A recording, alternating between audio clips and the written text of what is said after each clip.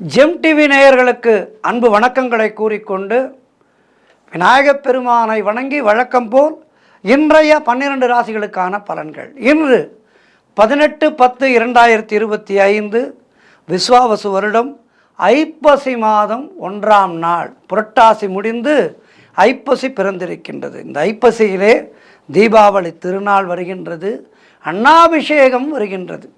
சிவபெருமானுடைய அற்புதமான ஒரு நாள், அன்னாபிஷேகம் வருகின்றது. சோறு கண்ட இடம் சொர்க்கம் என சொல்லி வைத்தார்கள்.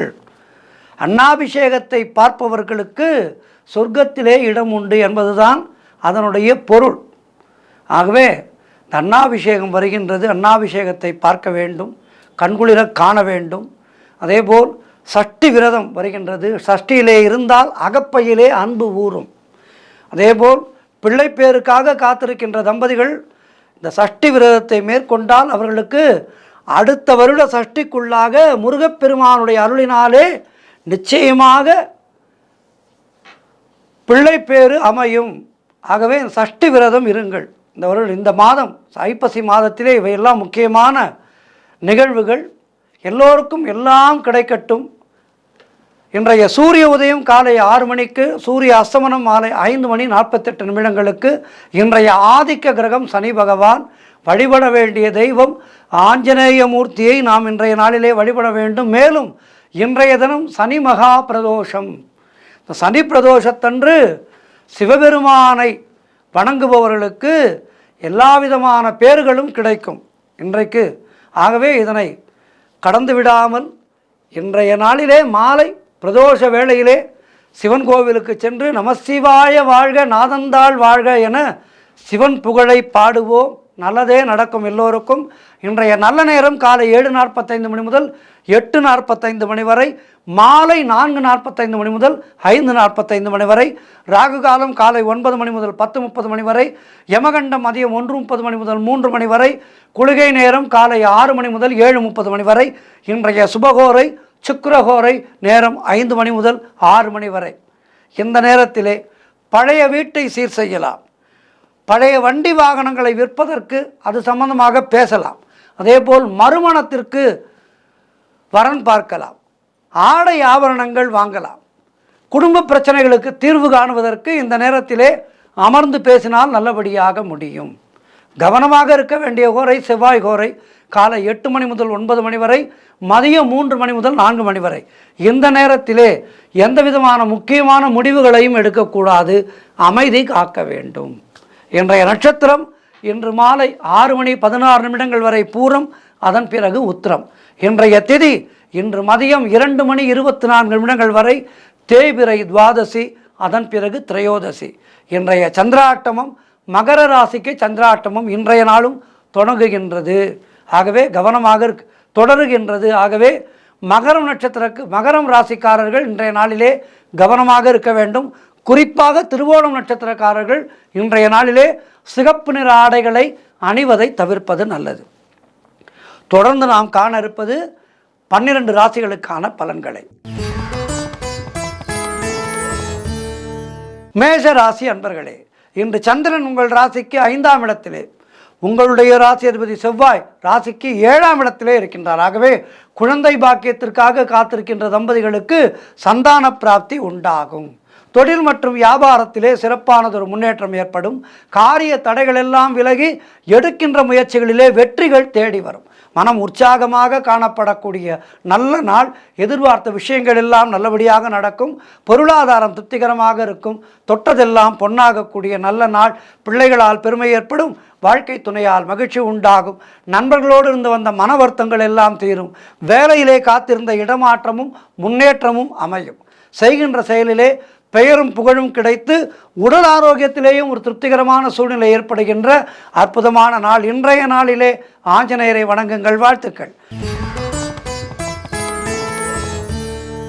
ரிஷபராசி அன்பர்களே, இன்று சந்திரன் உங்கள் ராசிக்கு 4ஆம் இடத்திலே, உங்களுடைய ராசி அதிபதி சுக்கிரன் ராசிக்கு 5ஆம் இடத்திலே இருக்கின்றார். ஆகவே தாய் வழி சொந்தங்களின் உதவிகள் எல்லாம் கிடைக்கும்.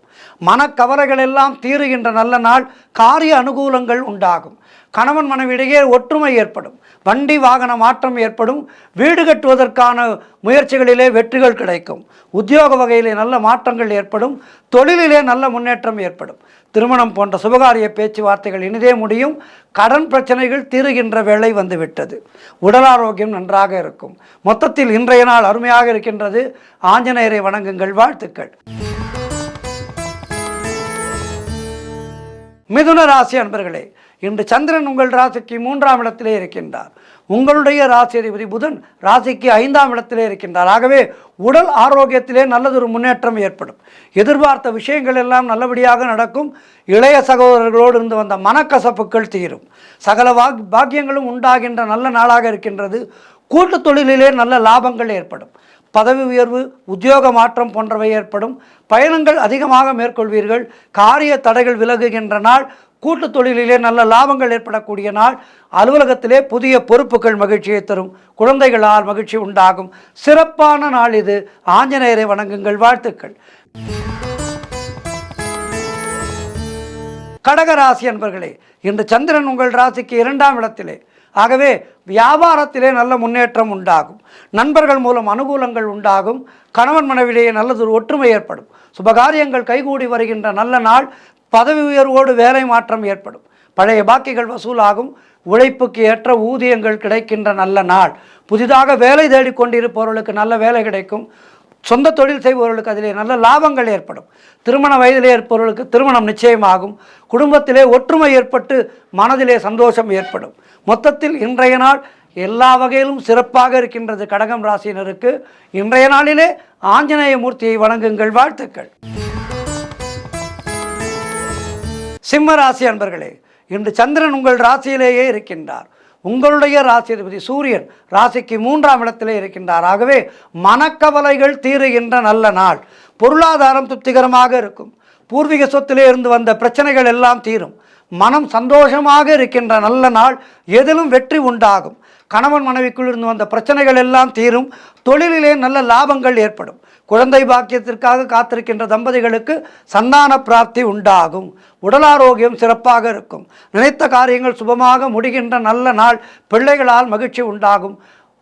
மேலும் வெற்றிகளையும் நன்மைகளையும் பெறுவதற்கு இன்றைய நாளிலே ஆஞ்சநேய மூர்த்தியை வணங்குங்கள். வாழ்த்துக்கள். கன்னிராசி அன்பர்களே, இன்று சந்திரன் உங்கள் ராசிக்கு 12ஆம் இடத்திலே இருக்கின்றார். உங்களுடைய ராசி அதிபதி புதன் ராசிக்கு 2ஆம் இடத்திலே இருக்கின்றார். ஆகவே கூட்டு தொழிலிலே மன வருத்தங்கள் உண்டாகலாம். கவனமாக இருக்க வேண்டும். முயற்சிகள் காலதாமதமான வெற்றியை தரும். உடல் ஆரோக்கியத்திலே எச்சரிக்கையாக இருக்க வேண்டும். குலதெய்வ வழிபாடு மன அமைதியை தரும். அலுவலகத்திலே வீண் வாதங்களை எல்லாம் தவிர்க்க வேண்டிய நாள். கணவன் மனைவிக்குள் சண்டை சச்சரவுகள் ஏற்பட்டு விலகும். திருமணம் போன்ற சுபகாரிய பேச்சுவார்த்தைகள் சற்று தள்ளி போகும். வீடு வண்டி சம்பந்தமான விரய செலவுகள் சிலருக்கு ஏற்படலாம். கவனமாக இருக்க வேண்டும். அலுவலகத்திலே பணிச்சுமை அதிகமாக இருக்கும். உத்தியோகத்திலே இருப்பவர்கள் பணியிலே கூடுதல் கவனம் செலுத்த வேண்டிய நாள். ஆஞ்சநேய மூர்த்தியை வணங்குங்கள். மேலும் இன்றைய நாள் சனி மகா பிரதோஷம். மாலையிலே சிவன் கோவிலுக்கு சென்று கோளறு பதிகம் படியுங்கள். வாழ்த்துக்கள். துலாம் ராசி அன்பர்களே, இன்று சந்திரன் உங்கள் ராசிக்கு 11ஆம் இடத்திலே. உங்களுடைய ராசி அதிபதி சுக்கிரன் ராசிக்கு 12ஆம் இடத்திலே. ஆகவே நினைத்ததெல்லாம் நல்லபடியாக நடக்கும். உங்களுடைய முயற்சிகள் பெரும் வெற்றியை பெறும். குழந்தை பாக்கியத்திற்காக காத்திருக்கின்ற தம்பதிகளுக்கு சந்தான பிராப்தி உண்டாகும். கணவன் மனைவிடையே நல்லதொரு ஒற்றுமை ஏற்படும். தொழிலிலே நல்ல முன்னேற்றம் ஏற்படும். குலதெய்வ வழிபாடு அனுகூலத்தை தரும். உங்களுடைய முயற்சிகள் எல்லாம் பெரும் வெற்றி பெறுகின்ற நல்ல நாள். உத்தியோகத்திலே சம்பள உயர்வு, பதவி உயர்வு போன்றவை கிடைக்கும். முன்னோர்களுடைய ஆசீர்வாதம் பரிபூர்ணமாக கிடைக்கின்ற நல்ல நாள். வீடு வண்டி வாகன மாற்றம் ஏற்படும். நண்பர்கள் உறவினர்களால் ஆதாயம் உண்டாகும். ஆஞ்சநேயரை வணங்குங்கள். வாழ்த்துக்கள். விருச்சிக ராசி அன்பர்களே, இன்று சந்திரன் உங்கள் ராசிக்கு 10ஆம் இடத்திலே இருக்கின்றார். உங்களுடைய ராசி அதிபதி செவ்வாய் ராசிக்கு 12ஆம் இடத்திலே இருக்கின்றார். ஆகவே அரசு வகையிலே நல்ல ஆதாயங்கள் உண்டாகும். பெயரும் புகழும் கிடைக்கின்ற நல்ல நாள். வேலையிலே உங்களுடைய திறமைகள் வெளிப்படும். மாணவர்கள் சாதனை புரியக்கூடிய நாள். காரிய தடைகள் விலகும். குழந்தை பாக்கியத்திற்காக காத்திருக்கின்ற தம்பதிகளுக்கு சந்தான பிராப்தி உண்டாகும். பொருளாதாரத்திலே வளர்ச்சி உண்டாகும், குடும்பத்திலே ஒற்றுமை சந்தோஷத்தை தரும், தொழிலிலே நல்ல முன்னேற்றம் ஏற்படும், உழைப்புக்கேற்ற ஊதியம் கிடைக்கும், வேலை தேடிக்கொண்டிருப்பவர்களுக்கு நல்ல வேலை கிடைக்கும், எதிர்பார்த்த சுபகாரியங்கள் எல்லாம் நல்லபடியாக நடக்கின்ற நல்ல நாள். ஆஞ்சநேய மூர்த்தியை வணங்குங்கள். வாழ்த்துக்கள். தனுசு ராசி அன்பர்களே, இன்று சந்திரன் உங்கள் ராசிக்கு 9ஆம் இடத்திலே, உங்களுடைய ராசி அதிபதி குரு ராசிக்கு 8ஆம் இடத்திலே. ஆகவே எல்லா விதமான பாக்கியங்களும் கிடைக்கக்கூடிய நாளாக இருக்கின்றது. தொழில் தொடங்கும் முயற்சிகள் பெரும் வெற்றியை பெறும், கடன் தொல்லைகள் விலகும், நண்பர்கள் மூலம் எதிர்பார்த்த உதவிகள் கிடைக்கும், தந்தை வழியிலே நல்ல அனுகூலங்கள் உண்டாகும், புதிய வேலை தேடிக்கொண்டிருப்பவர்களுக்கு நல்ல வேலை கிடைக்கும், வியாபாரத்திலே நல்ல வளர்ச்சி உண்டாகும், திருமணம் போன்ற சுபகாரிய பேச்சுவார்த்தைகள் இனிதே முடிகின்ற நாள். பதவி உயர்வு, வேலை மாற்றம் போன்றவை சிலருக்கு ஏற்படும். மொத்தத்தில் பொருள் வரவும் தனலாபமும் அதிகரிக்கின்ற நல்ல நாளாக இருக்கின்றது. கூட்டு தொழிலிலே நல்ல லாபங்கள் ஏற்படக்கூடிய நாளாக இருக்கின்றது. எல்லாமே சிறப்பாக இருக்கின்றது. ஆகவே இன்றைய நாளிலே ஆஞ்சநேய மூர்த்தியை வணங்கி மேலும் நற்பலன்களை பெறுங்கள். வாழ்த்துக்கள். மகர ராசி அன்பர்களே, இன்று சந்திரன் உங்கள் ராசிக்கு 8ஆம் இடத்திலே, உங்களுடைய ராசி அதிபதி சனி ராசிக்கு 2ஆம் இடத்திலே. இன்றும் சந்திராட்டமும் இருக்கின்றது. தேவையில்லாத அலைச்சலும் மன உளைச்சலும் உண்டாகலாம். கவனமாக இருக்க வேண்டும். இறைவனுடைய நாமத்தை சொல்லிக்கொண்டே இருங்கள். கோவிலுக்கு சென்று வாருங்கள். ஆஞ்சநேய மூர்த்தியை வணங்குங்கள். மாலையிலே பிரதோஷம், சனிமகா பிரதோஷம், சிவன் கோவிலுக்கு சென்று சிவபுராணம் படியுங்கள், பதிகங்களை படியுங்கள், கோளறு பதிகம் படியுங்கள். இறையருளாலே இந்த நாள் சந்திராட்டம பாதிப்புகள் எல்லாம் விலகி உங்களுக்கு நன்மைகளை தரும். குறிப்பாக குலதெய்வ வழிபாடு செய்யுங்கள். இன்றைய நாளிலே குலதெய்வத்தை மனதிலே நினைத்து கொள்ளுங்கள். குலதெய்வம் கோவில் அருகிலே இருந்தால் சென்று வாருங்கள். ஆக இறைவனை வணங்கி நல்லருள் பெற வேண்டிய நாள் இன்றைய நாள். கும்பராசி அன்பர்களே, இன்று சந்திரன் உங்கள் ராசிக்கு 7ஆம் இடத்திலே, உங்களுடைய ராசி அதிபதி சனி ராசியிலேயே இருக்கின்றார். ஆகவே திருமணம் போன்ற சுபகாரிய பேச்சுவார்த்தைகள் இனிதே முடியும். உறவினர்களோடு இருந்து வந்த மன வருத்தங்கள் தீரும். வியாபாரத்திலே நல்ல முன்னேற்றம் உண்டாகும்.